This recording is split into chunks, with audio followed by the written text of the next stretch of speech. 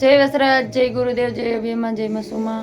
અમારી રસોઈ ચેનલમાં આપનું હાર્દિક સ્વાગત છે ને બસ જો આજે અમે આવી ગયા છીએ તમારા માટે નવી રેસીપી લઈને, એટલે કે આજે આપણે સમોસા બનાવવાના છે। તો સમોસાની રેસીપી તમને જરૂરથી બતાવશું, જરૂરથી અમારો વિડીયો જોઈ લેજો અને અમારા સમોસાની રેસીપી તમને કેવી લાગી મિત્રો જરૂર કોમેન્ટમાં બતાવજો, અને નવો વિડીયો કેવો જોવો છે અને કઈ રસોઈ જોવી છે તે પણ અમને કહેજો જરૂરથી।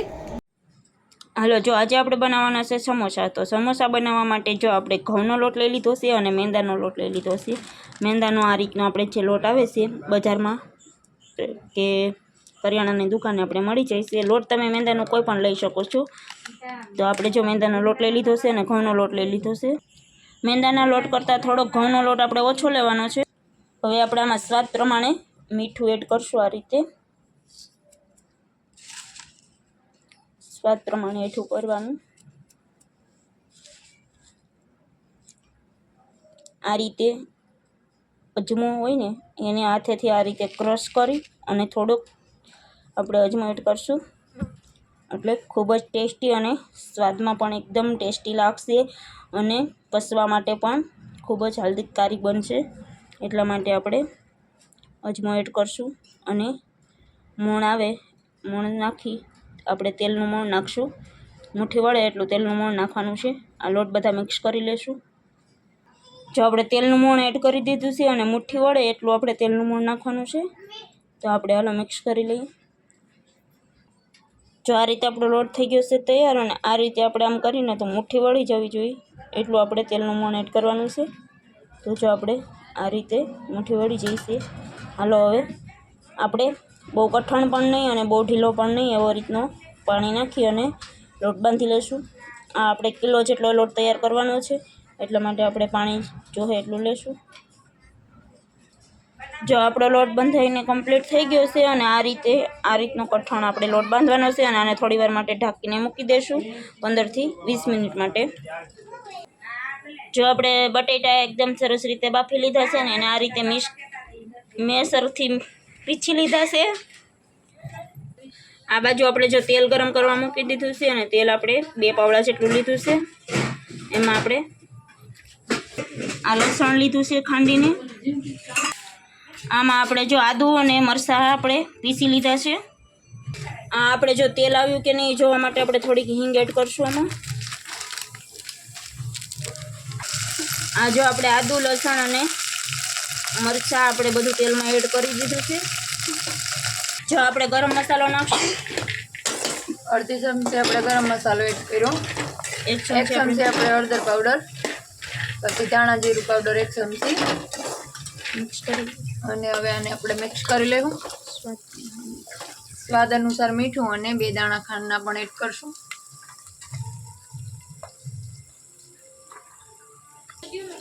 હાલો હવે આપણે આને મિક્સ કરી લીધું છે અને હવે આમાં આપણે બટેટાનો માવો જે છે એ એડ કરી અને આપણે મિક્સ કરી લેશું। ગેસને આપણે સાવ બંધ કરી દેશું અને નીચે ઉતારી અને આપણે બટેટાનો માવો છે એમાં આપણે એડ કરી દઈએ। આ બટેટાનો આપણે માવો છે, આને આપણે મિક્સ કરી લઈએ હવે બટેટાની અંદર। અને આ આપણે મેંદાનો લોટ જે બાંધેલો છે ને એને આપણે જો આ રીતની પ્રેસ કરવાનું, રોટલી, આ લોટને આપણે રેસ કરવા મૂક્યો તો ને એને આપણે રોટલીની જેમ હવે વણી લેવું। જો આપણે રોટલી જેવું વણાઈ ગયું છે, હવે આના આપણે રોટલીના આમાંથી 2 ભાગ કરવાના છે આપણે, અને પછી આપણે જે બટેટાનો માવો આપણે તૈયાર કરેલો છે એને આપણે એમાં મિક્સ કરી અને આપણે સમોસા ટાઈપનું 3 ખૂણાવાળો મસ્ત મજાનું સમોસું બનાવવાનું છે। તો અને આમાં આજે આપણે લીંબુ પણ એડ કરવાનું છે અને કોથમીર ઉપરથી આપણે નાખી અને પછી મિક્સ કરી લઈશું બટેટાને, અને 1 લીંબુ આપણે નાખવાનું છે આની અંદર। હાલો મિત્રો, જો આપણે આ રીતના આપણે સમોસા ભરવાના છે।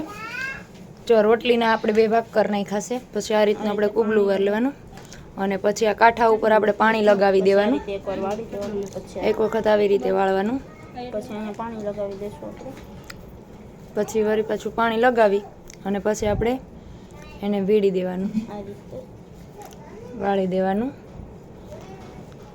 જો બેઠા સમોસા થઈ ગયા છે ને કમ્પ્લીટ, જો આ રીતના સમોસા છે તૈયાર।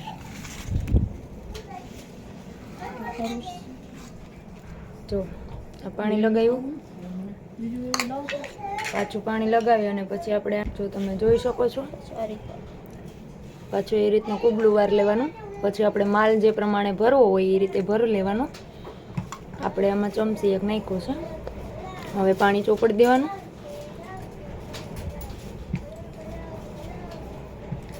પછી આ રીતનું ભીડતું જવાનું અને પાણી લગાવતું જવાનું. આપણે અલગ વાટકીમાં એક પાણી લઈ લેવાનું છે અને પછી આને આપણે ખુલે નહીં તેલમાં એ રીતે આપણે મિક્સ કરવાનું. એટલે જેથી કરી આ આપણે હાંધો છે એ ખુલ્લી ન જાય, નકર તેલમાં છે તો આપણે તેલ પણ બગડી જાય અને આપણે આ મિક્સ કરેલો માલ છે એ પણ ઓલો થઈ જાય. તો એ રીતે જો આ ખાટી મીઠી ચટણી પણ આપણે સમોસાની સાથે ખાવા તૈયાર છે. અને આપણે આંબલી અને ગોળમાંથી બનાવેલી આ ચટણી છે. જો આપણે આ લોટમાંથી બધા જ રીતના આપણે જે તમને બતાવ્યા છે એ રીતે જ આપણે સમોસા બનાવવાના છે. અને આ બની જાય પછી આપણે આને તેલમાં તળી અને એકદમ મસ્ત કડકડિયા કે જેવા ભાવતા હોય એ પ્રમાણે આપણે સમોસા કમ્પ્લીટ કરી લેવાના છે. અને ચટણી આંબલી અને ગોળની ચટણીની રેસીપી આપણે બીજો વિડીયો છે એમાં આપણે મૂકેલી જ છે. અને હજી કદાચ નહીં મૂક્યો હોય વિડીયો તો પણ આપણે બતાવશું તમને ગોળ આંબલીની ચટણી કઈ રીતની બનાવવાની છે એ. તો એમાં તમે જોઈ લેજો. આપણે આમાં આંબલીની રેસીપી નથી મૂકી એટલે કે ચટણીની. હાલો મિત્રો, આપણે જો તેલ ગરમ કરવા મૂકી દીધું છે અને આપણે તેલ આવી ગયું છે કે નહીં આપણે જરા ચેક કરી લઈએ. જો આપણે તેલ આવી ગયું છે. હવે આ બધા આપણે સમોસા છે એને આપણે તેલમાં મૂકી દઈએ. અને આપણે ગેસ ઉપર તમે કરતા હોય કે ચૂલે કરો તો આપણે હાવ મીડિયમ જ તાપ અથવા ગેસને રાખવાનો છે, બહુ વધારે નહીં. નકર આપણે જે આ કડક કરવાના છે ને એ સમોસા કડક નહીં થાય, એના કારણે આપણે હાવ તાપ અથવા તો ગેસ એકદમ મીડિયમ જ રાખશું. જો આ રીતના આપણે તેલમાં મૂકી દઈએ અને આપણે એકદમ ધીમા ગેસે ચડવા દેવું. એટલે જેથી કરી આપણે સમોસા છે એ એકદમ કડકડિયા અને મસ્ત બને. જો આને થોડી વાર આપણે હલાવવાના જ નહીં, આપણે તેલમાં એડ કરી દીધા છે. હવે થોડી વાર આમ રહેવા દઈશું, પછી આપણે જારો ફેરવવાનો છે ત્યાં લગી આપણે આ જ રીતને પાકવા દઈશું. એટલે સરસ મજાના એકદમ કડકડિયા થાય. જો તમે જોઈ શકો છો આપણે હળવે હળવે જારો લઈ અને પછી આપણે આને ફેરવતું જવાનું. અને સરસ મજાના આપણે એકદમ કડકડિયા અને મસ્ત મજાના થઈ જાય. અને આપણે બદામી રંગના ન થાય ત્યાં સુધી આપણે આને પાકવા દેવાના છે. સમોસા આપણે તૈયાર લીધા હોય એના જેવા જ આપણે ઘરે કમ્પ્લીટ તૈયાર થઈ જાય છે. તો જરૂરથી તમે આ રેસીપી જોજો અને આ પૂરો વિડીયો જોજો. તો આપણે સમોસા એકદમ થઈ ગયા છે કમ્પ્લીટ તળાઈને જોતાં જ મન થઈ જાય ખાવાનું. એવા સરસ મજાના સમોસા છે આપણા તૈયાર. તો અમારા સમોસાની રેસીપી તમને કેવી લાગી જરૂરથી મિત્રો અમને કોમેન્ટમાં બતાવજો. અને આગળ કઈ રેસીપી જોવી છે એ પણ અમને કહેજો. તો કેવી લાગી અમારા સમોસાની રેસીપી